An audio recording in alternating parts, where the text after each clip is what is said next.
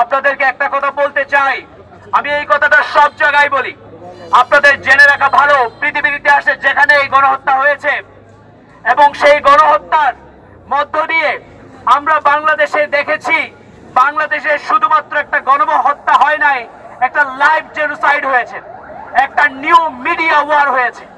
কারণ বাংলাদেশের এই গণহত্যা পুরা পৃথিবী নানাভাবে দেখেছেন। এরকম এক বাস্তবতায় আমাদেরকে আবারও ফ্যাসিস্ট এবং তার দোসরদের বিরুদ্ধে কথা বলতে নামতে হচ্ছে।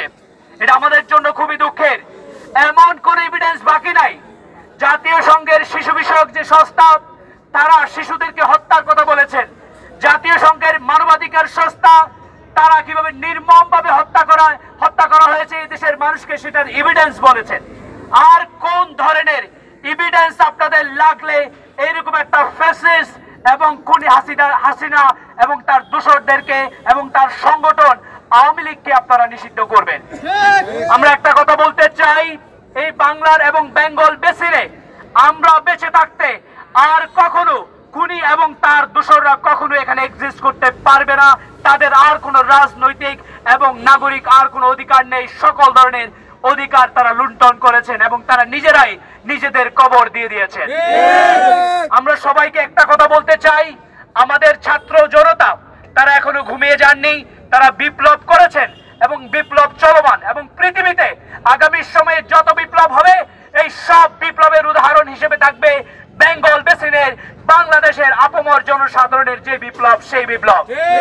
আপনারা জানেন আমাদের জাতীয় নাগরিক পার্টি সারা বাংলাদেশে আওয়ামী লীগ নিষিদ্ধের দাবিতে আমরা সোচ্চার রয়েছি। আমরা সামনে আরো বড় করে বাংলাদেশের প্রত্যেকটা শ্রেণীর মানুষ, প্রত্যেক মানুষকে নিয়ে আমরা এই নতুন রাজনৈতিক বন্দোবস্তে আমরা নতুন বাংলাদেশ গড়তে চাই। সাথে সাথে একটা কথা বলতে চাই, আমার পাশে যিনি দাঁড়িয়ে আছেন, যার হারায় সে বুঝে, যিনি মারা গেছেন তার আত্মীয় স্বজন বুঝে। আমার ডান পাশে আমার এক শহীদের ভাই দাঁড়িয়ে আছেন, এর চেয়ে বড় এক্সাম্পল আর হইতে পারে না। তো আপনাদেরকে বলতে চাই, আজকের এই সমাবেশ থেকে বলতে চাই, আওয়ামী লীগ নিষিদ্ধের প্রশ্নে আপনারা যার যার জায়গা থেকে আওয়াজ তুলুন, আপনারা নিজ নিজ জায়গা থেকে নাগরিক অধিকারের কথা বলুন। আমরা নতুন বাংলাদেশ গড়তে চাই, যেখানে কোনো নতুন কোনো মাস্তানি চলবে না, যেখানে নতুন কোনো আধিপত্য চলবে না, যেখানে কোনো ভারতীয় আধিপত্য চলবে না। আমি আমার এই কথা বলে শেষ করতে চাই যে বঙ্গোপসাগর থেকে হিমালয় কোথাও কোনো ভয় নাই, বঙ্গোপসাগর থেকে আটলান্টিক কোথাও কোনো ভয় নাই। ইনকালাব জিন্দাবাদ, এনসিপি জিন্দাবাদ।